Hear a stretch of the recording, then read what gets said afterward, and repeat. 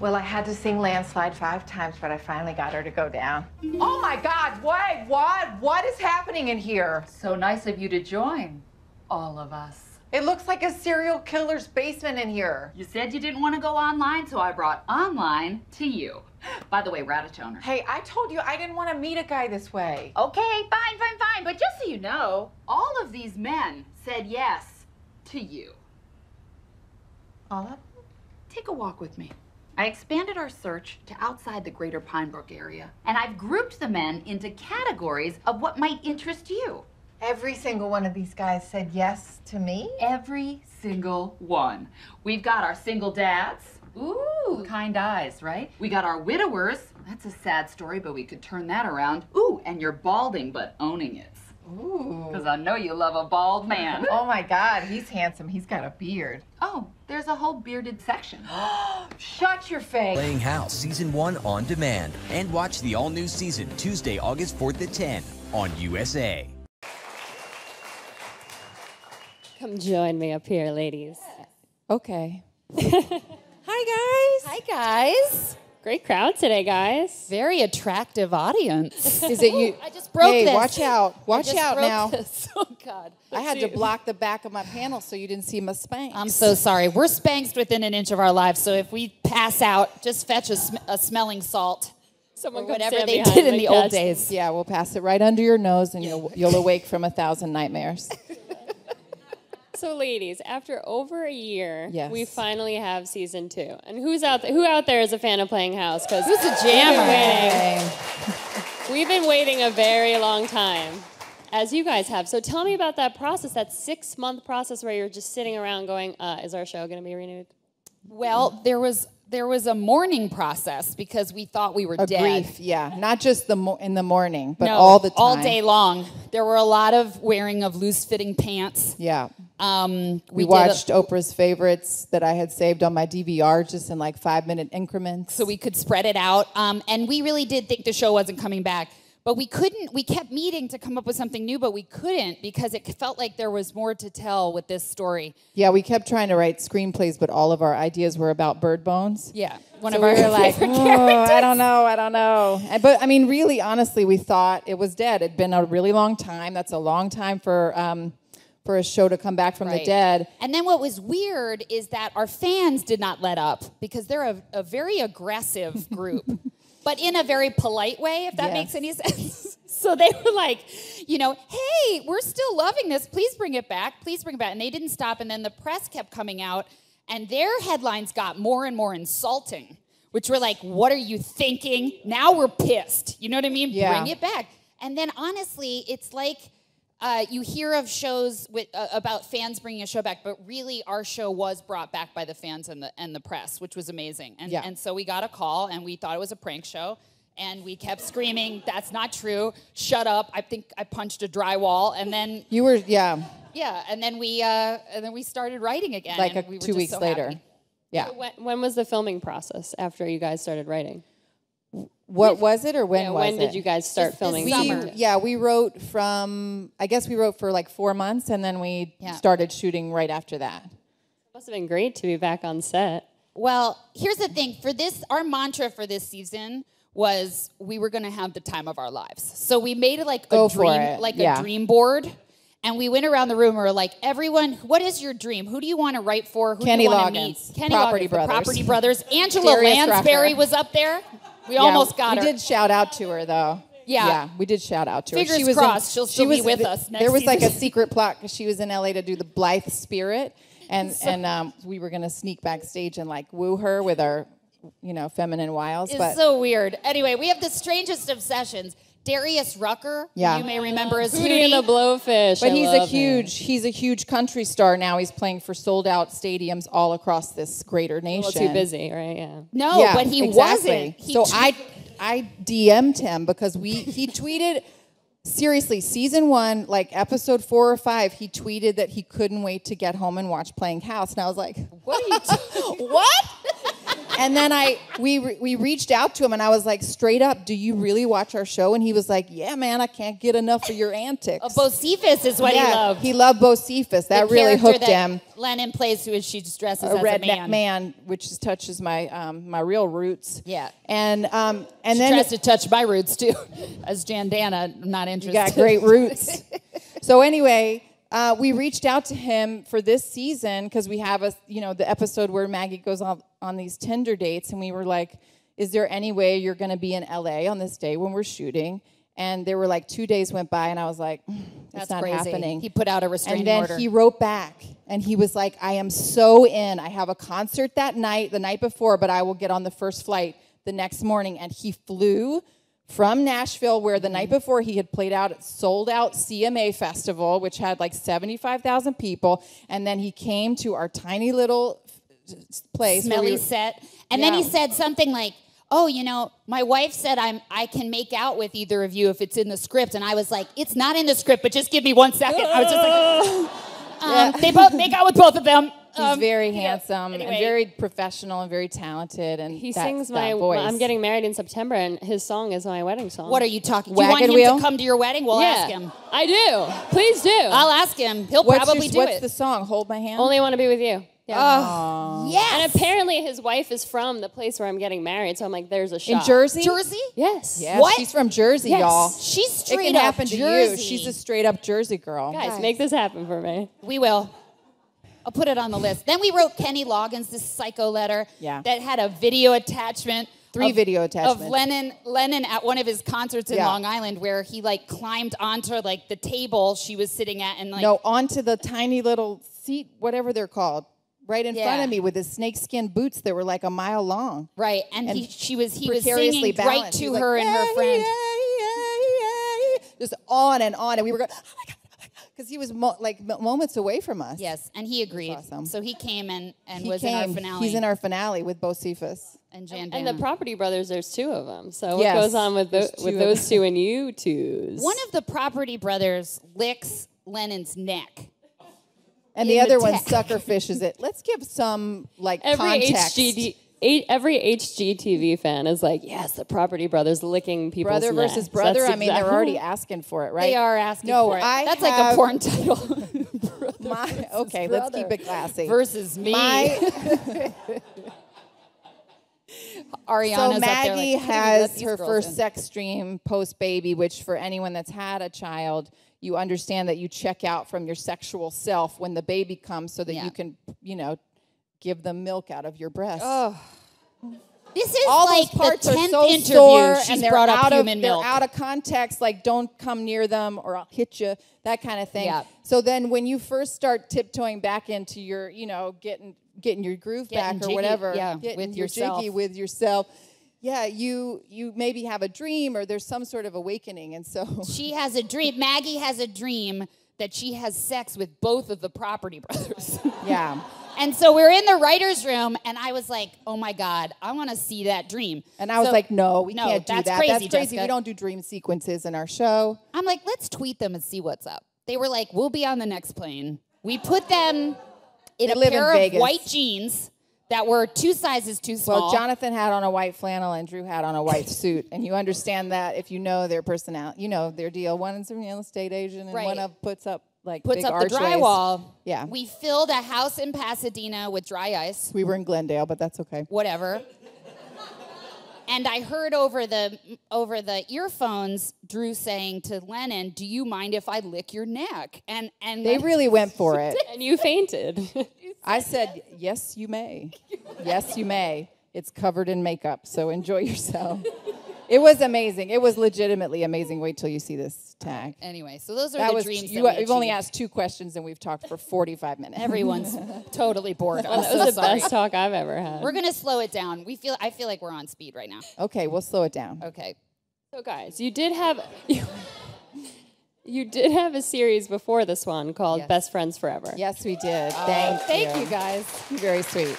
And everyone was upset when that show was canceled. And I can only imagine how happy everyone is that this show's back. But tell me the difference between the 2. Why do you think this one is successful and I hope it gets 10 more seasons. But tell me a little bit about the process behind the both of them. I think honestly it was timing. I mean, it was our first show, so we learned a lot of lessons. We got better, I think, at making a TV show.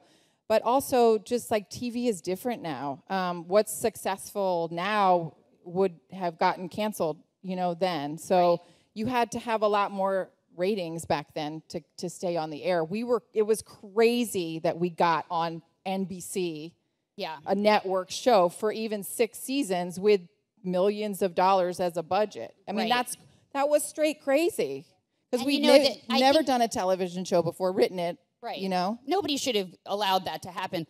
And I do believe while we were shooting it, they forgot that we were because no one seemed to visit set. But the good news, about that was that we were able to hone what our voice was. Yeah. And nobody interacted with it or interfered with it. And then USA happens to be this crazy network that allows the same thing. They have very little creative input. They want you to. Jeff Wachtel was. I keep saying they want us to do us, but no one likes to hear that. Hey, you do you. That's going to be the talk show we have. You do you. Yeah, with Jessica and Lennon today on You Do You. Hedgehog cupcakes. I would watch that. But yeah, so Best Friends Forever was really exactly the 6 episodes we wanted to get on the air, which was a feat in itself. And then to get to do it again. J.K. Simmons was in our show. He's got a straight up Oscar now, y'all. We had him breakdance. I mean, he's like doing a jazzercise class with you. He danced with me to C&C Music Factory. Yes. Bring that out of the vault. We got to see this now. Yeah, it's a really good scene. But yeah, so and then to get to do it again, because the dream is to get to go to work with your best friend, to get to cast all of your other best friends in your show. We thought to ourselves, there's no way it's going to happen a second time. And then when it did, we were like losing our minds. Yeah. Yeah. We did an In Bed with Joan where Joan Rivers did a talk show where you actually get physically in a bed with her. And it's the best day of our lives. It was, honestly. Because she was really giving it to us and we were loving it. And she did say to us, like, that's crazy that you guys got 2 back-to-back shows on the air. As like, that women. is crazy. And we were like, yes, it is. But without somebody like her, that would have never been possible. Yeah. Or without somebody like Amy Poehler or Tina Fey or any of the other sisters that are doing it for themselves, 100%. I'm going to throw Julia Louis-Dreyfus in that category. But, like, none of that would be possible. Bridesmaids made it possible. Like, it just was a good moment for female comedy. Yeah.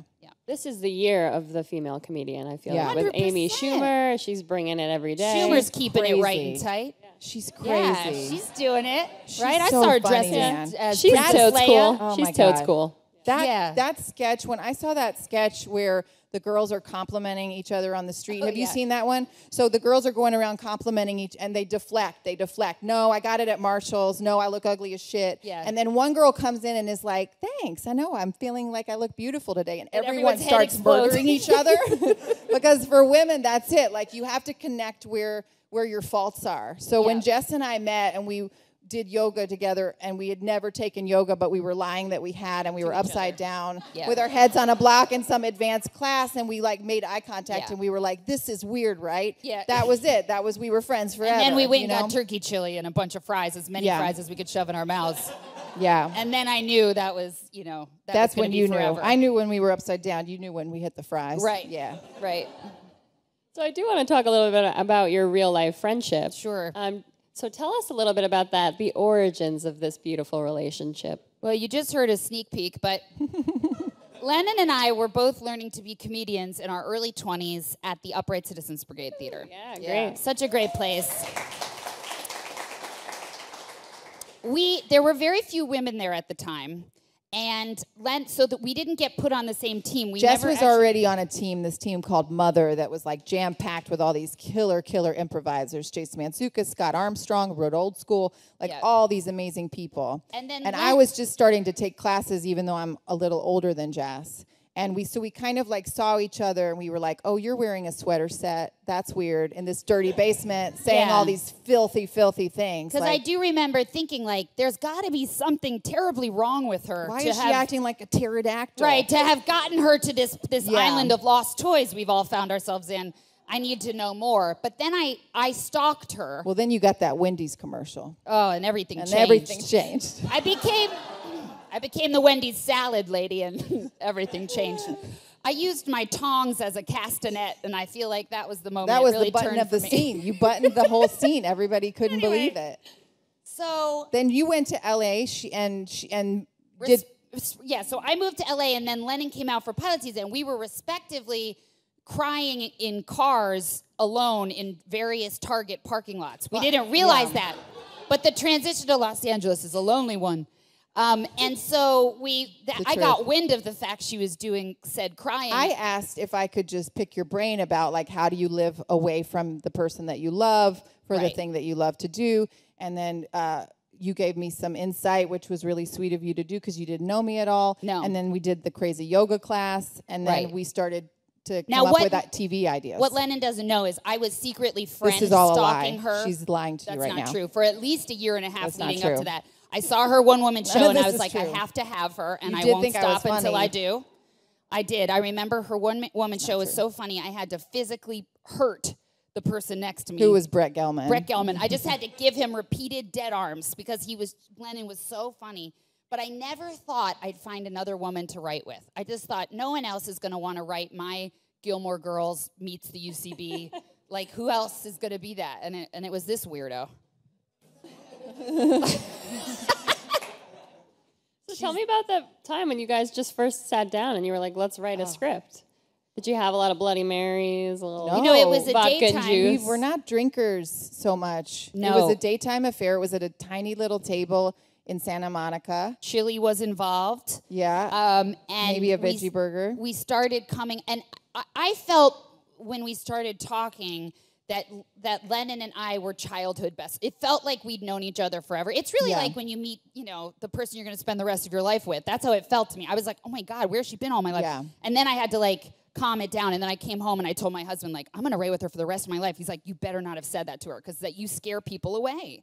You're creepy and you're too intense. Yeah. And so I waited till our third date to say that. And Yeah. then Lennon was like, I'm going to need some time. We started literally just talking out ideas, and then we started improvising at the table. We spoke the same vocabulary. We thought the same things were funny. We were falling on the floor in the restaurant. People were like, shut up.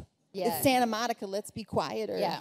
Yeah, let's be quieter. And then that was it. Let's be quieter. And then that was it. And then we 2 months later sold a show to HBO. Right. And we took 2 years to write that. Then we took a lot. Yeah, they don't. There are no deadlines there. But then we did other people's show and kind of got our figuring out how to act on TV. Yeah. Yeah. The nice thing is we've done so many other people's shows that we kind of picked from every experience what we'd like to replicate when we finally got our own show, and so we were able to do that, which was nice. So tell me where season 2 picks up. Season 1 left off. You guys were in that little red house where you started. Yes. Now, where do we go from here?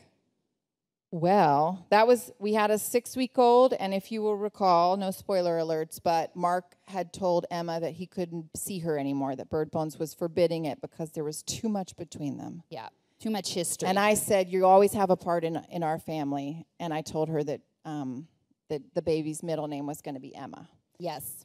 When she was confirmed. And then there was a sweet little video. Yeah, and so then we pick up basically 6 months after where we left off, and the girls are coming out of... The baby's 6 months, so Baby's it's been 6 months. 4.5 months. Okay. Yeah, 4.5 months, exactly. And the girls are coming out of that fog of new motherhood where, they're not covered in poop anymore. Do you know what I mean? They're brushing their hair at least. In the first scene of episode 1, we run into Mark and Bird Bones. And we actually have not seen them in 4.5 months. We've been carefully avoiding them in the tiniest town ever, and now this is a face-to-face run-in, and it is cold as ice. And everyone realizes that it needs to change. Right. We have to figure out a way to live together. So we end up breaking into Bird Bones' house, and then we're kind of for forced... reasons that you will For reasons soon you'll see. understand, but we're forced to actually get it all out on the table, so then we're able to move forward as friends. But there's a lot of romantic things that happen in season 2. Yeah, we have a love interest. Jess has a love interest played by Kyle Bornheimer, who is a phenomenal comedian and very handsome. Yeah, very handsome. We basically decided to cast all of our best friends and then make them make out with us so that so that we would ruin our future friendship forever. My best friends are the Property Brothers. If that's the case. Yeah. But speaking of best friend, Keegan-Michael Key's in this. Who we all love him. I mean, come on, man. And his show is Key and Peele's ending, which we're all upset about. But we're happy that he's moving on and doing bigger and better things. Yeah. He was in Pitch Perfect too. I mean, come on, break. you can't reach any higher than that. No, he's a national treasure. So tell me about working with him. That must be amazing. Well, Keegan, we straight up forced Keegan to be in this because I had done a movie with that Jill Soloway, who created Transparent, had done a movie right before she did that TV show, and we had played husband and wife. And so I'm like, would you do us a favor? Because actually Playing House, when it first got shot as a pilot, a small pilot, was a small, like, almost kind of presentation. Test. Yeah. So he's like, yeah, I'll come and do it. And then when we got picked up, I was like, oh, I'm going to need you to do this now for 10 episodes. And he's like, well, I'm best friends with President Obama. I don't know if I'm going to be able to make that happen. And I said, you have to, click. And then literally we ended up having so much fun with him. Yeah. Because he's not only a phenomenal comedian, he's a straight-up great actor. Yeah. And this season, we take him on a real emotional roller coaster. He spends a whole episode in a garbage bag. Like Silver Linings Playbook style, because he's losing his mind. And then in the following episode, he's in a tuxedo, you're welcome, ladies, at a policeman's ball. So he's really kind of emerging as, he's not as harried as he was in the first season. He's kind of coming into his he will by the end of the season. Yeah, exactly. Yeah. So no Mark and Emma sparks of a romance. Will there be? Won't they? But he's like, spoiler alert. He can kind of do it all. So we've got him like there's some dance moves. Oh, and yeah. The other thing that was fun about this season is because everybody's friends, Maggie and Mark get to hang out. So that was really fun because I love Keegs. Yeah. They're having a secret friendship affair, we find out in the first episode. Spoiler alert, but yeah. We're spoiling everything. I don't care. Watch our show. As long as you watch it. Watch our show. I don't care what I spoil. Well, I do want to open it up to audience questions. Okay. So raise your hands, people. Yes. Be shy. There's one in the seal back the in a white tee. I see a floor. white tee behind a laptop. She's really waving. Oh, we have one in the front. Yes. Okay. Hi, Jeremy. Hello.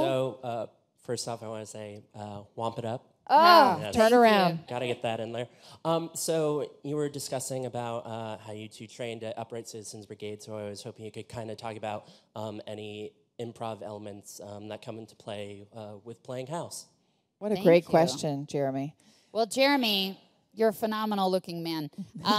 We actually did not know how to write. We only knew how to improvise when we started this process. We knew what TV was though because we'd watched seen a it. bunch of it. We watched a growing bunch of up. it. So we like kind of knew like a how sense of stories it. work. Yeah. But we thought we'd try something which actually I don't think has been done before, which is we break the story in the room with our writers and we beat it out pretty specifically, like what happens in every scene. And then we take the writer of the episode, or if it's us, it's just us, and we act out all of the parts, like psychos. I mean, it looks like somebody with split personalities. It's like, an improv scene. And then we rewrite it on its feet. So we'll do it multiple times. We'll talk in between. We'll be like, I liked how you did this. Let's try this. This isn't working for me. And the whole thing, we're recording it on my computer's GarageBand. Just regular vocal effects, guys. Nothing fancy. No dance tracks. Although I will mix a synth under there every once in a while. And then we transcribe that. Right. And then we can use that as like source material, or the writers will take it away and use it as source. So for instance, like Lennon plays a great Keegan. So everything you see Keegan do, Lennon has at one point improvised.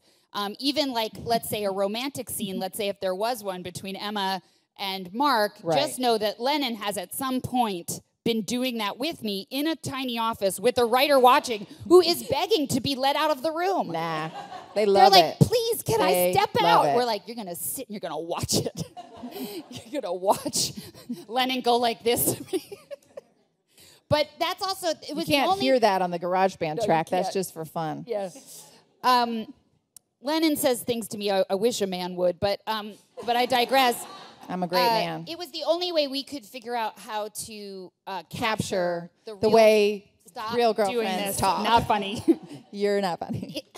Lennon does a You're very really funny. hurtful impression of me that she does in the show, actually, and it's she does another amazing highlight of my career, my Marshalls ads. Never Lennon pay does. full price for fabulous. Oh my God, your Marshalls. Yeah. Anyway, so that's we it. digress. That's how we do it. And I highly recommend it. If you're afraid of writing, it's a great way other- to get into your yeah. unconscious mind, which is where the funny and stuff is. tap into the kind of weird, specific ways people say things. Yeah. But also, I think it brings sort of a vibrancy to the set too. When we're so we do it kind of scripted a couple times, and then maybe we go off a little bit or change like sort of maybe transitions. But also, you know, it's sort of like a no ego thing, because at UCB, if it's not funny, you lose it. So like if we do a run and it's just not working, we'll just lose it. We'll just figure out a different way to get into that moment. And we have people like Zach Woods from Silicon Valley, and he was doing UCB since he was 16. Keegan, Lindsay Sloan, Rob Riggle, Brad Jack Morris. McBrayer, Brad Morris, and even Jane Katz-Merrick, who had never improvised before. She is a phenomenal improviser. It made Matt us all feel Besser, like Ian crap about Roberts, ourselves. 'Cause we Matt didn't Walsh, learn it. they're all in this season. They founded Yeah. UCB. So we let them, we don't let them, but they just improvise great endings, and it makes our life a lot easier in the edit room. Yes. Oh, right over here. Oh, hi. Big fan, and I'm also actually taking classes right now at UCB, and you'll be happy to know that my class is almost predominantly women. So Oh, Sisters nice. doing it for themselves. I am happy to know that.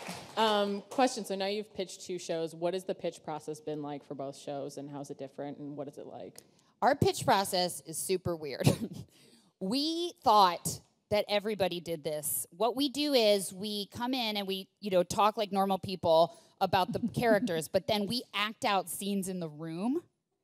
Yeah. And we often don't even give them a heads up that's going to happen. So learned the that the first hard time way. we did it, they thought we were having a stroke. Like they were legit scared. But it was the only way we could get across, like, this is what we mean. This is the dynamic. And so we thought everybody did that, and then we found out that's not the case. Yeah. And we're terribly embarrassed. But that is how, With HBO, like, we went in and we pitched to, like, all the networks plus HBO, and we had a really specific idea. With NBC for Best Friends Forever, we went in and met with the executives there, and they had read our HBO script, and they were like, we would like to give you a blind script deal. So they didn't even know what the idea was. And then we came up with the idea, and then we developed it that way. For USA, we went in and met with Jeff Wachtel, and he was like, before we left the room, he was like, I want you to do something with us. And we were like, wait, hold up, let us go get the idea. We'll come back to you. We're not comfortable when people offer us money or it's say weird. they would We'd like rather to be be in doing business. it for free, like in a dirty basement, right? We talked about that in Sweaters. So, but we came back to him with like a fully formed idea and said, do you want this idea? Is this the idea that you want? And then he said, yes, I want that idea. Right. And that's what the show is. And the other secret thing we do is we bring gifts. We bring gifts. No, we smell great. No, we said to them, we'd rather actually have a little bit of money to shoot something that you can look at.